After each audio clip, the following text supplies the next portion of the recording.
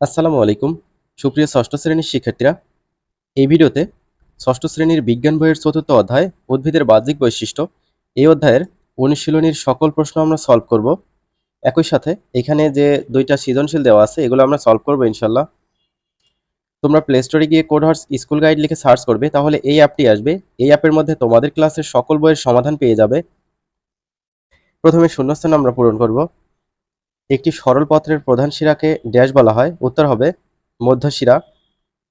অখণ্ড পত্রফলক আছে, এরূপ পত্রকে ড্যাশ পত্র বলা হয়, সরল পত্র বলা হয়। স্থানিক মূল বড় হয়ে যে মূল সৃষ্টি করে তাকে ড্যাশ মূল বলে, প্রধান মূল বলে।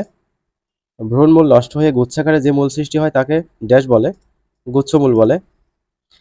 এবার সংক্ষিপ্ত উত্তর প্রশ্নগুলো আমরা সমাধান করব। পত্রবৃন্ত কি, এর অবস্থান কোথায়? পত্রবৃন্ত বা বোটা হলো পাতা বা পত্রের দণ্ডাকার অংশ। এর অবস্থান পত্রমূল ও পত্রফলকের মধ্যবর্তী স্থানে। শাপলা, পদ্ম ইত্যাদি উদ্ভিদের বৃন্ত খুব লম্বা হয়, আবার শিয়ালকাটা গাছের পাতায় কোনো বোটাই থাকে না। 2 নম্বর, পত্রের কাজ কি? 1 নম্বর, সালোক সংশ্লেষণ প্রক্রিয়ায় খাদ্য তৈরি করা পাতার সর্বপ্রধান কাজ। গ্যাস আদান প্রদান করা পাতার একটি গুরুত্বপূর্ণ কাজ। শ্বাসকার্য পরিচালনার জন্য পাতা অক্সিজেন গ্রহণ করে এবং কার্বন ডাই অক্সাইড বের করে দেয়, আবার খাদ্য তৈরির সময় কার্বন ডাই অক্সাইড গ্রহণ করে ও অক্সিজেন বের করে দেয়। পাতা উদ্ভিদের প্রয়োজনের অতিরিক্ত পানি বাষ্পাকারে বাইরে বের করে দেয়। 3 নম্বর, সরল পত্রের প্রধান শিরাকে কি বলা হয়? মধ্যশিরা বলা হয়। যৌগিক পত্রের র্যাকিস কি? এখানে উত্তরটা দেয়া আছে, তোমরা কাইন্ডলি পড়ে নিবা।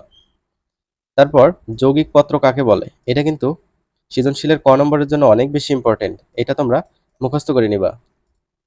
সংক্ষিপ্ত উত্তর প্রশ্ন গেল, এবার আমরা বহু নির্বাচনী প্রশ্নগুলো সমাধান করব। কাণ্ডের সাথে পাতার যে কোণ সৃষ্টি করে তার নাম পত্রকক্ষ। 2 নম্বর, আখ তৃণকাণ্ড, কারণ এখানে 3টি অপশন দেয়া আছে, এই 3টার মধ্যে যে কোনো 2টা কারেক্ট হবে। 2 ও 3 কারেক্ট, অর্থাৎ এখানে গ নম্বরটা সঠিক উত্তর। অনুচ্ছেদ পড়ে 3 ও 4-এর উত্তর দিতে হবে। এখানে খেয়াল করো তোমরা, এখানে বলা হয়েছে নাফিসা খানমের তার বাড়ির আঙ্গিনায় প্রথম বছর কুমড়া এবং পরবর্তী বছর পুঁইশাক আবাদ করলেন। নাফিসা খানমের প্রথম বছর আবাদকৃত উদ্ভিদটির কাণ্ডের প্রকৃতি কিরূপ? শয়ানো। তারপর 4-এর উত্তর এখানে হবে ক নম্বর, অর্থাৎ 1 ও 2 সঠিক হবে। এরপর সর্বশেষ এখানে 2টা সৃজনশীল আছে, এগুলো আমরা সলভ করব। শিক্ষার্থীরা এখানে খেয়াল করো, একটা গাছ দেখতে পাচ্ছি, এটা এ অংশ, এটা হচ্ছে বি অংশ। ক নম্বর বলছে সপুষ্পক উদ্ভিদ কি? যে উদ্ভিদের দেহে মূল কাণ্ড ও পাতা থাকে এবং ফুল ফল ও বীজ হয় তাই সপুষ্পক উদ্ভিদ। বিটপ বলতে কি বোঝায়? কাণ্ড, পাতা, ফুল ও ফল নিয়ে গঠিত উদ্ভিদের অংশের নাম বিটপ। উদ্ভিদের মূল ছাড়া অন্য সব ধারণ করে বিটপ, অর্থাৎ বিটপে থাকে কাণ্ড, পাতা, ফুল ও ফল। কাণ্ডে পর্ব, পর্বমধ্য ও শীর্ষমুকুল থাকে। পাতার কক্ষে ফুল উৎপন্ন হয়, ফুল পরিণত হয় ফলে, অর্থাৎ উদ্ভিদের যে অংশগুলো মাটির উপরে থাকে তাদের একত্রে বিটপ বলা হয়। এ ও বি অংশের মধ্যে পার্থক্যগুলো উল্লেখ করো। এখানে এ অংশ আর বি অংশের মধ্যে পার্থক্য উল্লেখ করতে হবে। শিক্ষার্থীরা এখানে খেয়াল করো, উত্তর দেওয়া আছে এ অংশ আর হচ্ছে বি অংশ, নামগুলো দেওয়া আছে, এগুলো হচ্ছে পার্থক্য। তোমরা পার্থক্যগুলো পড়ে নেবা। এবার ঘ নম্বর, এ ও বি অংশের গুরুত্ব উল্লেখ করতে বলছে। এ হচ্ছে কাণ্ড, সো কাণ্ডের এখানে গুরুত্ব দেওয়া আছে, তোমরা এগুলো নোট করে নিবা, খুব সুন্দরভাবে পড়বা, এগুলো অনেক বেশি ইম্পর্টেন্ট। তারপর কাণ্ডের হচ্ছে গুরুত্ব, এটা হচ্ছে উদ্ভিদ জীবনে, এটা মানব জীবনে।